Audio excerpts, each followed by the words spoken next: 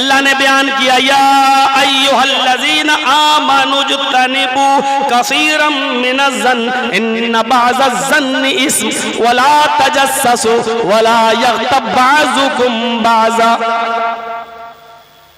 मुसलमानों, ईमान वालों, इज्तनिबू कसीरम मिनज़्ज़न्न, बहुत ज्यादा गुमान करने से बचो।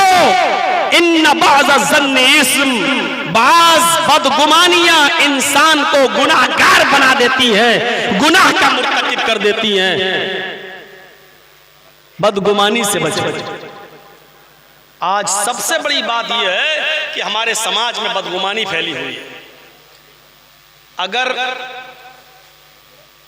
हम किसी के मुखालिफ हैं, किसी के दुश्मन हैं, और हमारा विरोधी अगर छत पे चढ़ा हुआ है अपने घर की छत पर, और हम मस्जिद से निकल रहे हैं और हम पढ़ रहे हैं सुभान अल्लाह सुभान अल्लाह सुभान अल्लाह अल्हम्दुलिल्लाह अल्लाहु अकबर पढ़ते हुए जा रहे हैं, और हमारी नजर अगर छत पे खड़े हुए हमारे दुश्मन से मिल गई और उसने हमें मुंह चलाते हुए देखा, हम पढ़ रहे हैं सुभान अल्लाह, हम पढ़ रहे हैं अल्हम्दुलिल्लाह, लेकिन वो समझेगा ये कमीना हमको गाली दे रहा है कि नहीं? ये सूरत हाल है, यही बदगुमानी है। अरे भाई, हम मस्जिद से निकले, लेकिन अब चूंकि नजरों से नजरें मिल गई, विरोधी से नजरों से नजरें मिल गई दुश्मन से, तो अब हम क्या समझ, वो क्या समझ रहा है? कमीना गाली दे रहा हमको। अब वो भी अभी मनी मन में तेरी माँ का, तेरी बहन, वो भी कह रहा होगा, जबकि हम कुछ और कर रहे हैं। मेरे भाइयों, कुरान ने कहा इज्तनिबू कसीरम मिनज़्ज़न्न, बहुत ज्यादा गुमान मत किया करो किसी के बारे में। इन्न बअज़-ज़न्नि इस्म, बाज़ बदगुमानियां इंसान को गुनाहगार बना देती हैं। गुनाहगार कैसे बदगुमानियां कर सकते हो? और जरूरी नहीं है आप जो सोचें हम भी सोचें और दोनों की सोच एक जैसी हो, ये जरूरी नहीं है। मैं डॉक्टर हूं, इस साल मौलाना मोइनुल हक फैजी साहब भी डॉक्टर हैं। रास्ते से आदमी चला आ रहा लंगड़ाते हुए, ऐसे करते हुए चला आ रहा, ऐसे जर्जीत साहब कहने लगे, मौलाना साहब, मोइनुल हक साहब, ये आदमी लंगड़ाते हुए आ रहा है, आपका क्या ख्याल है इसके बारे में? मेरा ख्याल तो, मेरा तजर्बा तो ये कहता है कि इस आदमी के पैर में मोच आ गई है, इसलिए ये लड़खड़ाते हुए चल रहा है।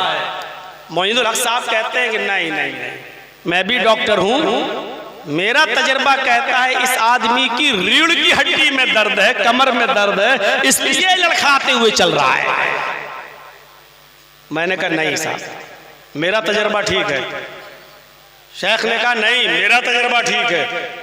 रख लो 1000 की शर्त, जायज नहीं है दोनों तरफ से, लेकिन रख ली। 2000 रुपया रख दिया तीसरे के पास, 1000 मेरा 1000 इनका, आने दीजिए, अभी पता चल जाएगा कि मोच आई है कि रीढ़ की हड्डी में दर्द है। हमारा गुमान है मोच, मोइनुल हक साहब का गुमान है रीढ़ की हड्डी में दर्द। वो धीरे धीरे जब हमारे करीब आता है, पूछा साहब पैर में मोच आई है या रीढ़ की हड्डी में दर्द है, क्या हुआ तुम्हें? उसने कहा अरे मौलाना साहब, न मुझे पैर में मोच आई है, ना ही मेरी रीढ़ की हड्डी में दर्द है। अरे भाई, तो तुम लंगड़ा क्यों रहे हो? अरे मेरी तो चप्पल टूट गई है, इसलिए मैं लंगड़ा के चल रहा था। गौर कीजिए, जरूरी नहीं कि हम जो सोचें और दूसरा जो सोचे दोनों के गुमान सही हो, दोनों के गुमान भी गलत हो सकते हैं और कोई तीसरी वजह भी हो सकती है। कुरान कहता है या अय्युहल्लज़ीना आमनुज्तनिबू कसीरम मिनज़्ज़न्न इन्न बअज़-ज़न्नि इस्म। ईमानो वालों, तुम ज्यादा गुमान करने से बचो। ज्यादा बदगुमानियां इंसान को गुनाहगार बना देती हैं। ज्यादा बदगुमानियां इंसान को गुनाहगार बना देती हैं। इमाम औज़ाई रहमतुल्लाह अलैह का नाम सुना होगा, बड़े नेक और बुजुर्ग आलिम दीन गुजरे हैं। अपने घर पे सुबह उठकर कुरान की तिलावत कर रहे थे।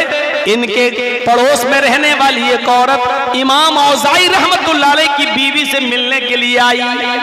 इमाम औज़ाई रहमतुल्लाह अलैह की बीवी से मिलने के लिए आई। दरवाजा खटखटाया, इमाम औज़ाई ने दरवाजा खोला तो सामने एक औरत खड़ी है। पूछा, जी कहिए, कहा आपकी बीवी से मिलना है। ओह ठीक है।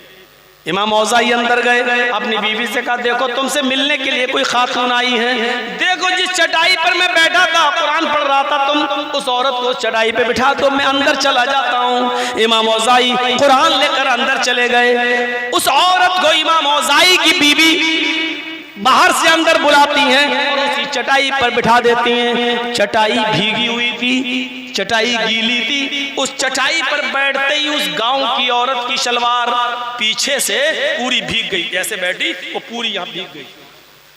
इमाम औज़ाई रहमतुल्लाह अलैह का बच्चा वही खेल रहा था और इत्तेफाक से उस बच्चे ने अपने कपड़े ही में पेशाब कर लिया था।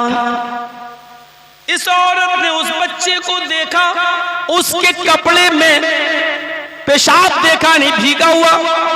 उसने सोचा कि ये बच्चा इस चटाई पर बैठा था और इस चटाई से उठ के गया होगा और इस लड़के ने इस चटाई पर पेशाब किया। इस पेशाब की वजह से मेरी शलवार पूरी की पूरी पीछे से भीग गई। उठियो कहने लगी, ये क्या किया तुमने, मुझे इस चटाई पर बिठा दिया जहां आपके बेटे ने पेशाब किया है और उस पेशाब वो मेरे कपड़ों में लग गया है। इमाम औज़ाई की बीवी कहती है, बहन घबराने की जरूरत नहीं है, ये पेशाब नहीं है, बैठो इत्मीनान से, तुम्हारा कपड़ा नापाक नहीं हुआ है, किस मकसद से आई हो वो बताओ।